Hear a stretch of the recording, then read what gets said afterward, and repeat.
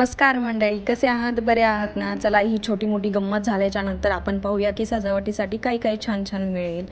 तर खूप सुरेख सुरेख हार दिसत होते, पण त्यात मला एक मेन छान दिसलं की बाबा गणपती गौरीसाठी एक बॅकग्राऊंड, एक ग्रीन कलरचा बॅकग्राऊंड खूप छान लावता येईल. आणि फक्त ती 200 रुपये जोडी होती, पण अगदी सुरेख दिसेल ते जर तुम्ही लावता येतात. विशेष हे दोन पण आहेत. शिवाय खूप मस्त मस्त हार होते ह्यांच्याकडे, खूप भारी वाटत होतं. आणि हे दोन हार झाले.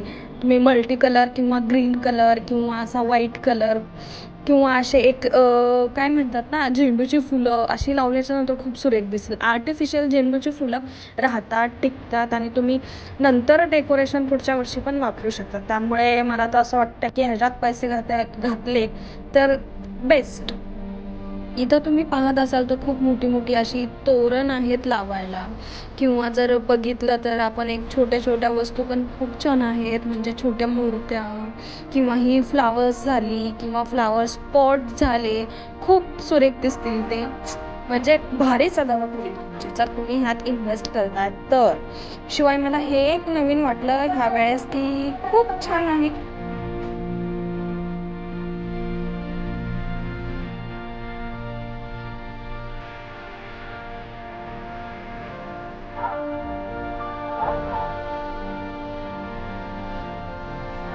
ह्या पण एकदम अशा सुरेख छान छान छोट्या छोट्या इतक्या छान वाटत होत्या, किती सुंदर दिसतात अगदी.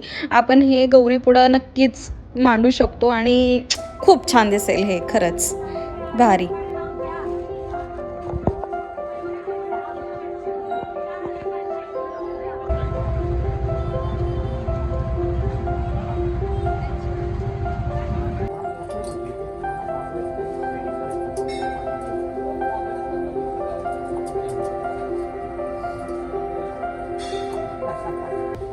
किती गोड आहेत छोट्या छोट्या गोष्टी आणि ती बैलगाडी, वा खूप सुंदर.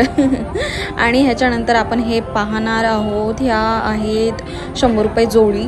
तर ह्या खूप सुरेख दिसत आहेत, तर ह्या पण आपण घेऊ शकतो.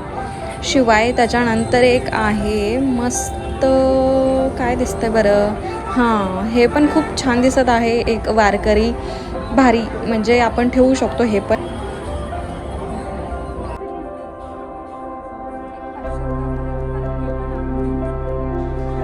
तुळशीबागेत अशा खूप खूप छान छान गोष्टी आलेल्या आहेत, तर तुम्ही नक्की तुळशीबागेत व्हिजिट करा.